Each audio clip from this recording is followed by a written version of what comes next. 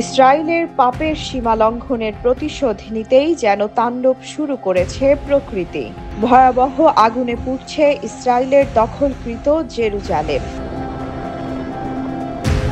ইস্তাউল ফরেস্টে লাগা আগুন এখন ছড়িয়ে পড়েছে গোটা অঞ্চলটিতে।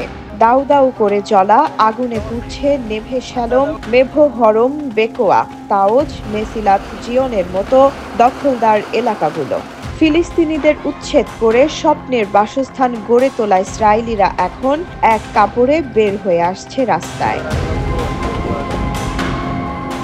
গাজাকে অবরুদ্ধ করেই ফিলিস্তিনিদের উপর অবর্ণনীয় হামলা নির্যাতন চালিয়ে গেছে নেতানিয়াহুর সেনারা। বন্ধ করে দেয়া হয় খাবার, পানি সরবরাহ। সেই নিয়তিই যেন এখন ইসরায়েলের জন্য ফেরত এসেছে। জেরুজালেমের সাথে বন্ধ হয়ে গেছে তেল আবিবের যোগাযোগ।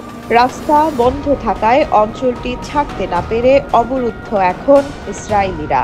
আগুনের তাণ্ডবে বাড়িঘর ছেড়ে রাস্তায় আশ্রয় নিয়েছে হাজার হাজার বাসিন্দা।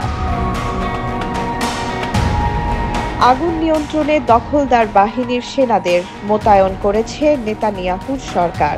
টানা চেষ্টাতেও পরিস্থিতি নিয়ন্ত্রণে না আসায় আন্তর্জাতিক সাহায্যের জন্য মরিয়া হয়ে উঠেছে ইসরায়েল। বন্ধু দেশগুলোর কাছে সাহায্য চেয়ে পাঠাচ্ছে বার্তাও।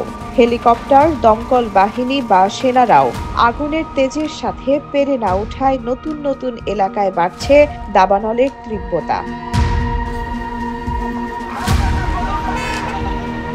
নজিরবিহীন এক যুদ্ধে গেল ২ বছর ধরে ফিলিস্তিনিদের উপর বর্বরতা আর নৃশংসতার চূড়ান্ত সীমাও লঙ্ঘন করেছে ইসরায়েলি বাহিনী। নেতানিয়াহুর এমন আগ্রাসনের বিরুদ্ধে গোটা বিশ্বের মুসলিমরা যখন অসহায় হয়ে শুধু সৃষ্টিকর্তার সাহায্য চাচ্ছেন, ঠিক তখনই ইসরায়েল জুড়ে একের পর এক দাবানলের জেগে ওঠা অদৃশ্য সেই শক্তির জানান দিচ্ছে।